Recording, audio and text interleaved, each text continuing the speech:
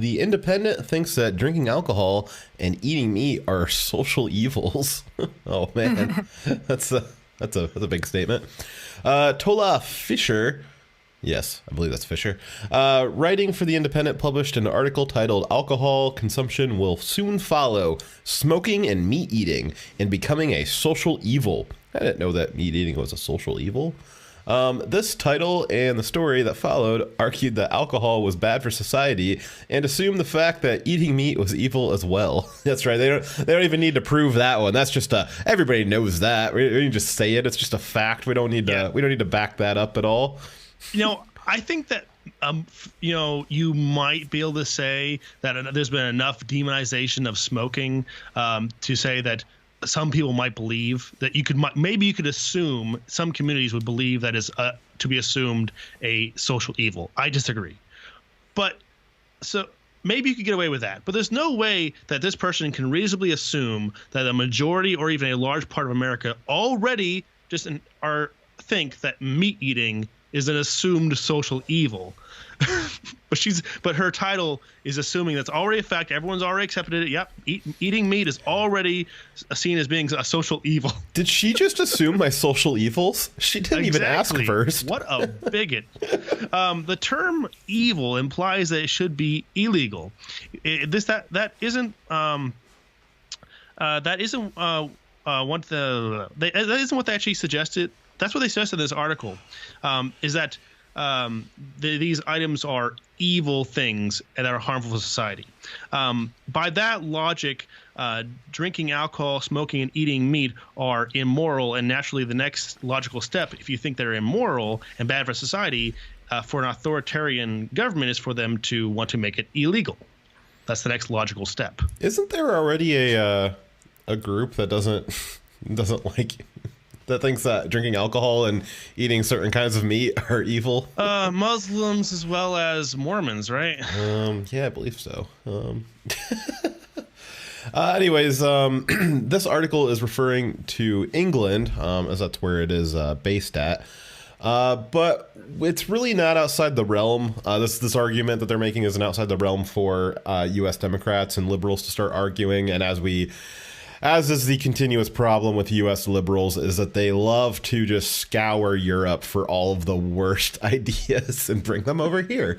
And we've seen Democrats already working to outlaw plastic straws and big gulp sodas. Yeah, maybe you don't need the big gulp, but that's not in the Constitution. Democrats are currently openly advocating for banning red meat and factory farming because they just really love. So there's nothing that a socialist loves more than a starving populace after you've destroyed the food production base.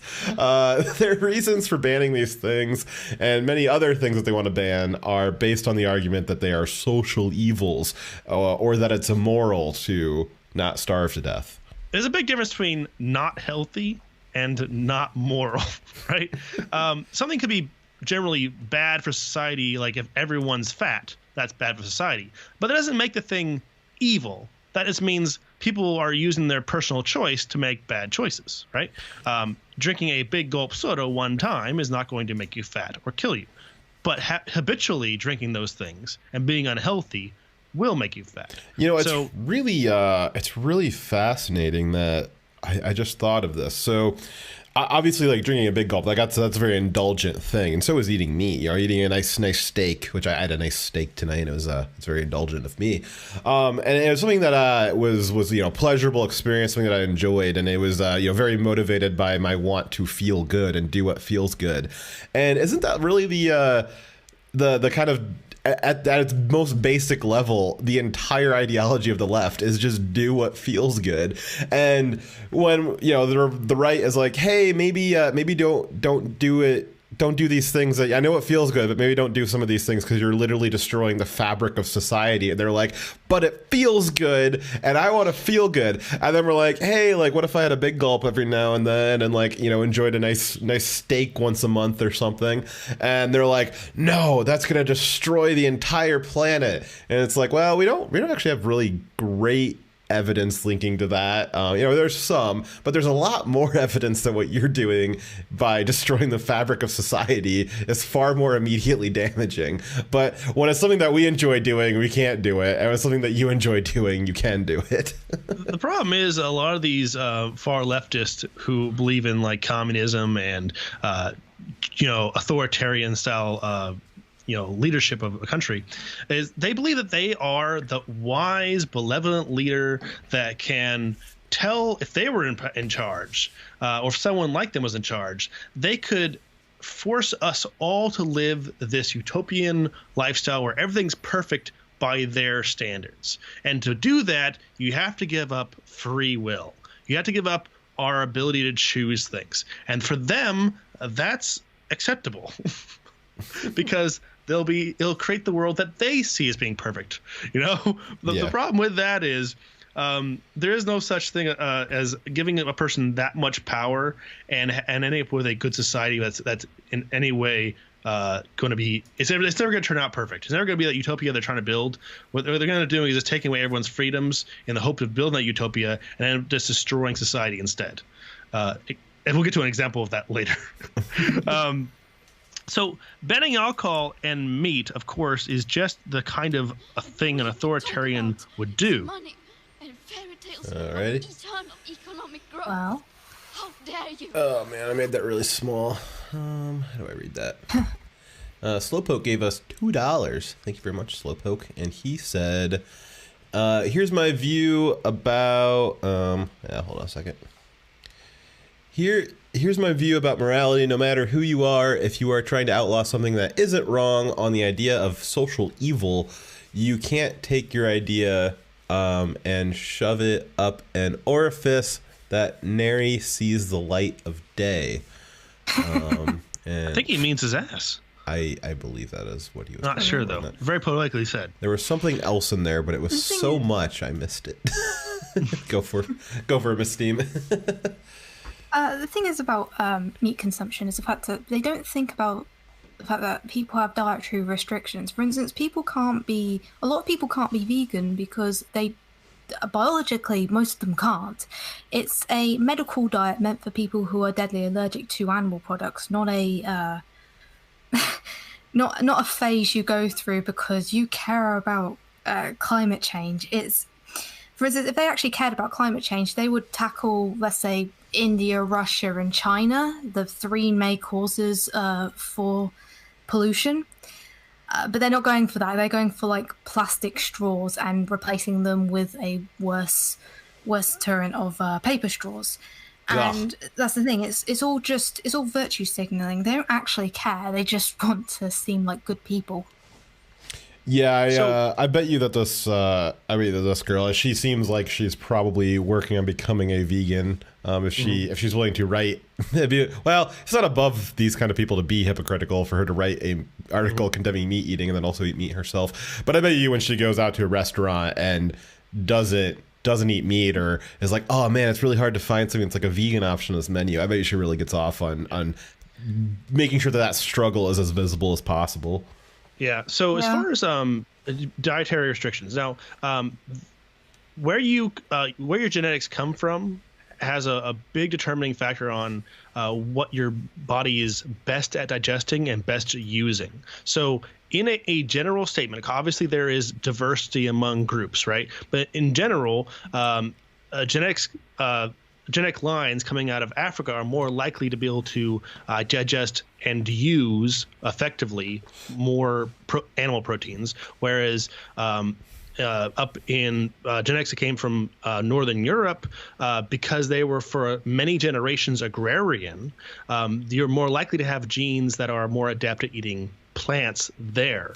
And that's just because during that time period where it was, like the Dark Ages and such, there wasn't much ability to get access to things. These people, they had this diet forced upon them. They didn't have as much animal proteins, and so basically, those who bodies adapted well to eating that food are the ones that survived and had kids, right? So there is a very real possibility that you could have one. I think there's 4 different genetic sets that are relating just to digesting, right? So there's 4 different types of diets that someone might be best attuned to, right? It doesn't mean that they can't survive on eating other things. It just means they would be healthiest if they ate this kind of diet. You actually can have that tested. You can find out precisely which of these categories that you best would fit into and what you should be eating for your best health. You can actually have your genetics tested and find out what those things are. There's some services that offer that. But the point of me saying this is that some people, they need higher levels of animal proteins. They don't digest the plant proteins very well. And if you only gave them plant proteins, they would literally die. For the same reason why dogs, which are not generally bred with the genetics to eat plants, why if you gave them a plant-based diet, they would die. So yeah, that's a very real thing. And then it's not a one solution fits all. You can't just force one type of diet on everyone, or you're going to cause a lot of people to die off. We're talking millions of people, too. We're not talking a small amount of people. You're going to cause massive death if you try to remove animal proteins from our diets altogether. Dyer, I'm gonna pump your brakes a little bit there. That was a lot of science, which is very, very interesting science, but this is not about science, Dyer. This is about evil, defeating evil. There's no room for science when you're defeating evil. Hey, Miss Steam, I got a moral question for you here. Is not eating cows, so stopping the slaughtering of cows, which, by the way, if we release them to the wild, they would immediately die. If we stop slaughtering cows, and that at the cost for doing that was the cost of literally millions of human lives. Is that a moral choice? Oh no, so much suffering and pain and oh my god, Dyer, you just gave me the new porn. I guess that's okay then.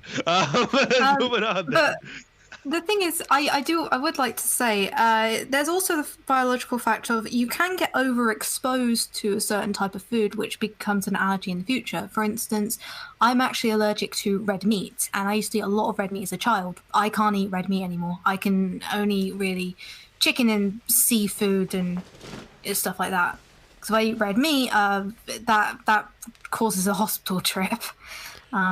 And there's also the fact of a lot of vegan foods have a lot of nuts and mushrooms. And if you look at how many people are around the world are allergic to nuts and mushrooms, yeah, I don't think veganism will work for everybody. My one of my really good friends is actually like deathly allergic to fruit, like all fruit. Which is really funny. We're like, oh, you're joking. He's like, no, I'm like, actually, like, I'll die if I have an apple. there was a guy in high school. He's like, offered him a piece of fruit. He says, I can't eat that. I'm allergic to, let's just say apple, whatever it was. He says, okay, well, can you eat? Well, you can't eat apples. That's crazy. I never heard of someone not being able to eat an apple. Can you eat oranges? He says, no. He says, can you eat bananas? No. Can you eat kiwis? He says, dude, you should have said you can't eat fruit. So, anyways, back to this article here. So, I was in the middle of my paragraph, wasn't I? Yes. So, the Democrat authoritarians want to control every aspect of our lives, including even what you can say and what you can think based on what they think is morally right. And of course, we can't be permitted to decide for ourselves. We can't have that freedom because we might decide the wrong thing. However, banning alcohol won't work. It's been tried before. It's called prohibition, which was when the U.S. outlawed alcohol between 1920 and 1933, and it didn't work. All they achieved was to create a profitable black market for alcohol that produced unregulated and highly dangerous alcohol.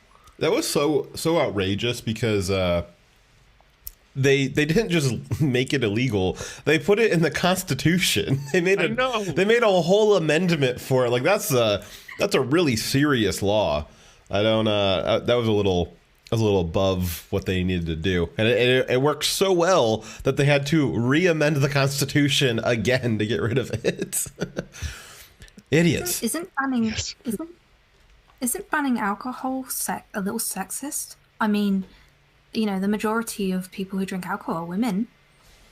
I believe that gave rise to I think they were called flappers, which was a culture of women who were drinking and smoking in these in the speakeasies back then when you had to do it in secret. The women really liked sneaking around doing that. So in this article though, they justified the claim that people are starting to view alcohol as a social evil by explaining that a recent health survey from England found that a proportion of both men and women drinking at increased or higher risk of harm decreased between 2011 and 2017 from 34% to 28% of men and women, from 18% to 14% of women. That was I'm not sure what I just said there, Dyer.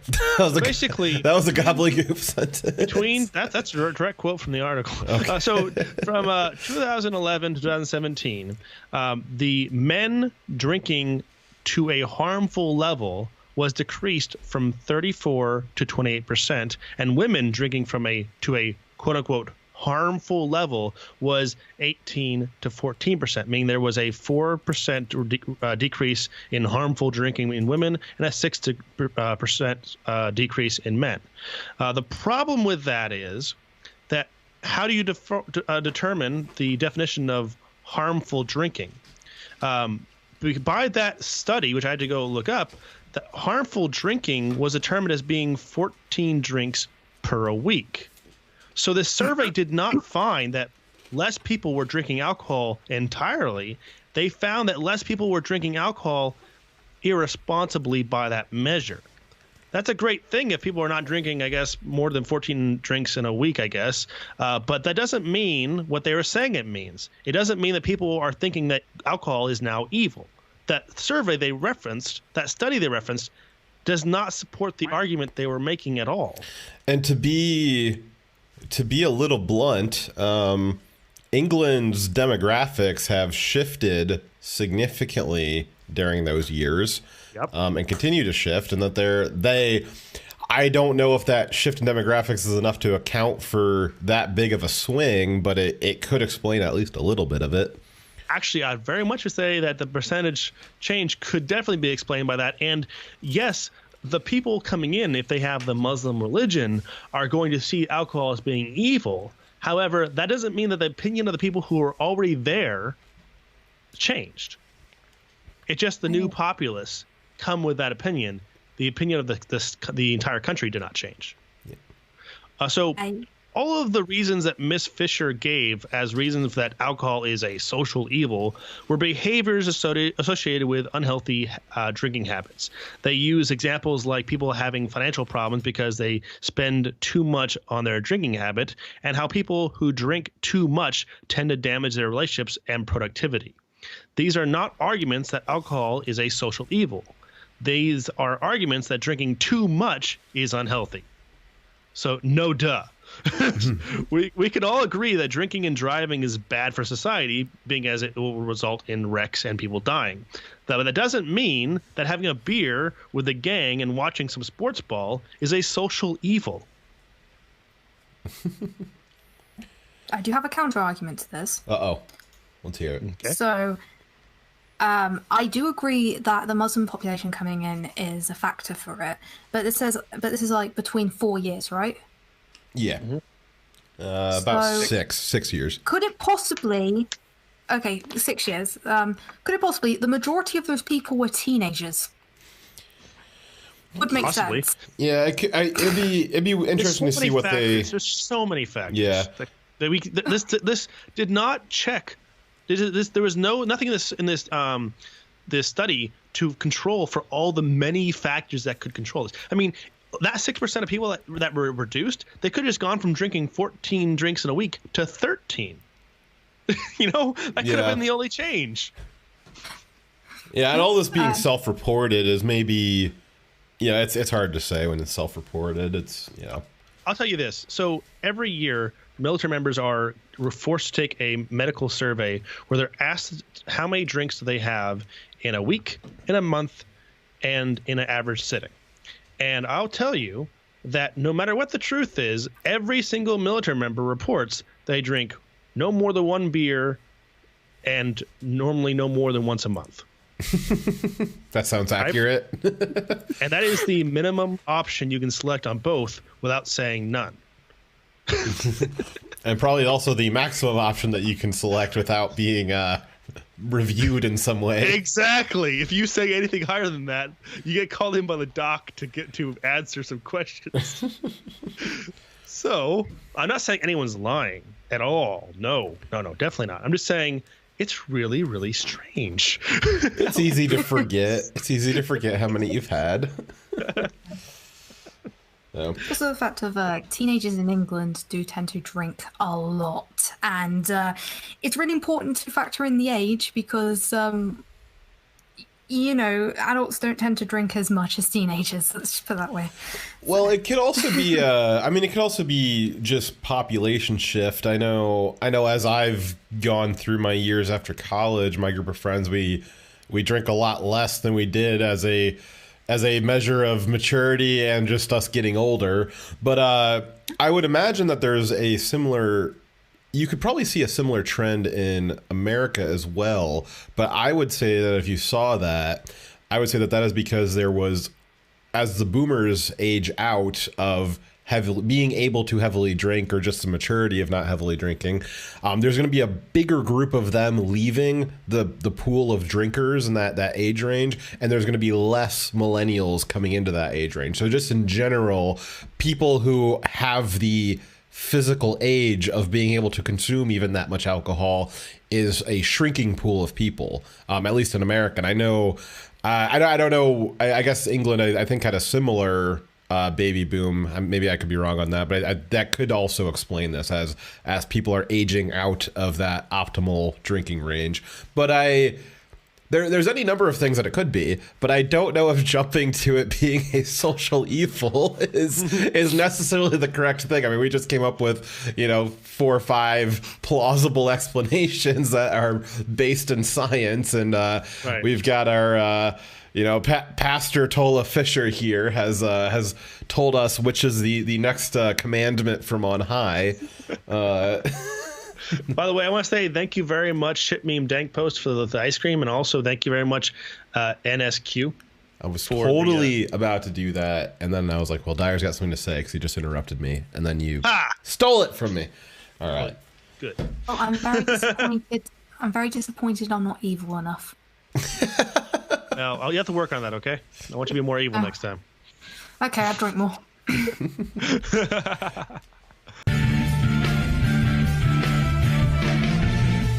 Hey Wolfpack, if you liked our video, hit that like button and share it with your friends.